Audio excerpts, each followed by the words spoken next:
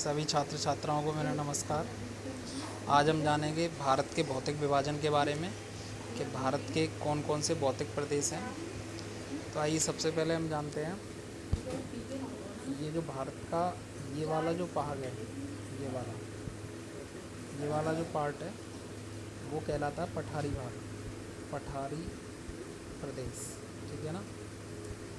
पठारी प्रदेश ये भारत का सबसे पुराना भाग बोला जाता है ये वाला। ठीक है ना। ये गोंडवाना लैंड का भाग था, गोंडवाना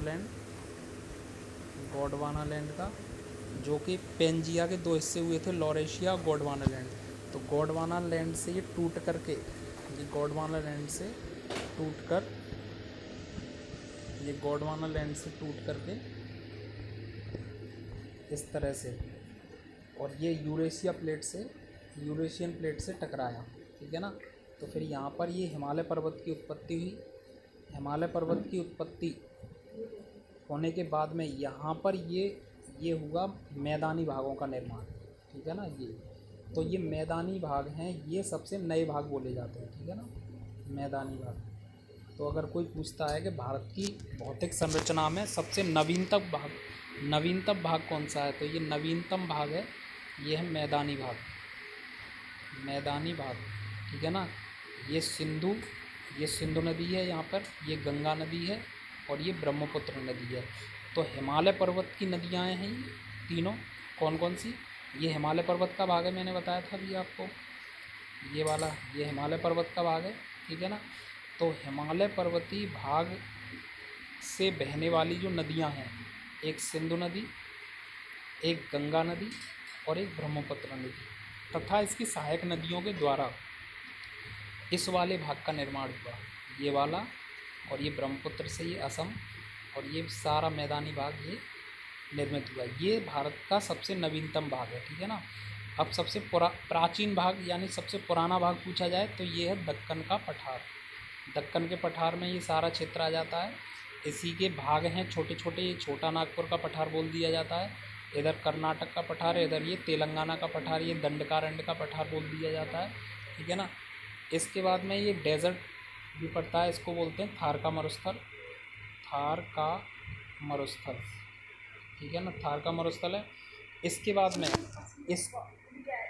बाद में इसके अलावा कोई दूसरा क्या मैदानी प्रदेश है? जी हाँ है।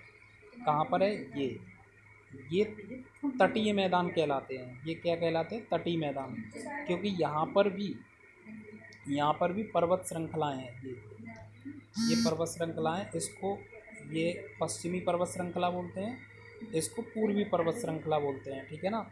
तो इनसे भी कुछ नदियाँ निकली होंगी इधर। ठीक है ना। ये बंगाल की खाड़ी और ये अरब सागर में गिरेंगी जाके। ठीक है।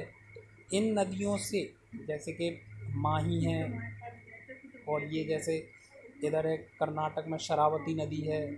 ठीक है। तो इधर इनसे ये पश्चिमी तटीय मैदान का निर्माण हुआ, और इधर ये गोदावरी, महानदी, कृष्णा, कावेरी, इनसे हुआ है पूर्वी तटीय मैदान का निर्माण। ठीक है ना।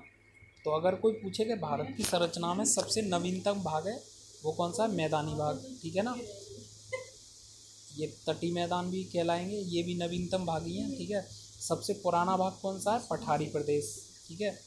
अच्छा, इसमें जो है एक भाग और है, ये मेघालय का पठार है। ठीक है ना। ये मेघालय या शिलोंग का पठार कहलाता है, क्योंकि ये जो पठारी प्रदेश है इससे टूट करके ये अलग इसी का भाग हुआ है। तो ये जो बीच में गैप है, जहाँ पर क्या है, बांग्लादेश है, जहाँ पर बांग्लादेश है ना, उसको बोलते हैं मालदा भ्रंश।